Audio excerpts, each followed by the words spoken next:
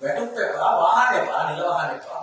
මට වාහන එපා මම ඉතින් කළා දෙන්නම්. කලතර ශික්කේ ගත්තොත් එහෙම ගමනාගමන මණ්ඩලේ ඩිපෝ පහක් තියෙනවා.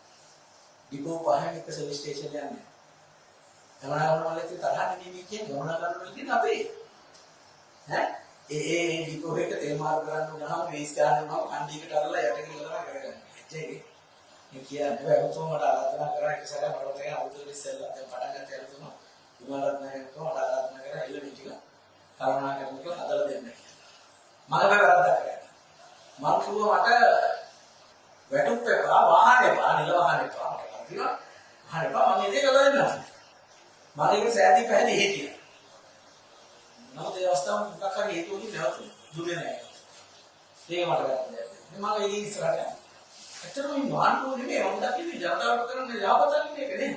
නිසා මම ඒ ගැන මම බලාපොරොත්තු වෙන්නේ බස් ටික සර්විස් කරලා දෙන මගේ ගානේ. මගේ ගානේ. ඈ හරි ඒක බලාපොරොත්තු තිබුණා. අවුරුද්ද දෙකකට අවස්ථාව ලැබුණේ නැහැ. මුලින්ම තපාසාවක් වෙන්නේ නැති. මට ජගත් තිබුණා පිටිකාවන් නැන්නේ. නිසා ඒක මම ඉතිරියන්නේ. මගේ කාර්ය මණ්ඩලෙ ඉන්නවා. මම කොයි දිනේ වුණාට මට පාස් එකක් දෙන්න යන්න ඇතුල් වෙන CTD. ගරාජ් එකේ ගිහින් හදලා දෙන්න. මොමේ යම පාර්ලිමේන්තුවේ කියපුවා. තවම නැවතුන අදිසි අස්තයක් ඒ වුණාට දේශපාලන වශයෙන් අගත් මේ මොකද කරන්න හදන ඉතින් පක්ෂ මාර්ගන නෙදුවනේ. මගේ ක්‍රමවේදය පෙන්වලා දෙන්න හැටි ඒක ලැබුණේ නැහැ.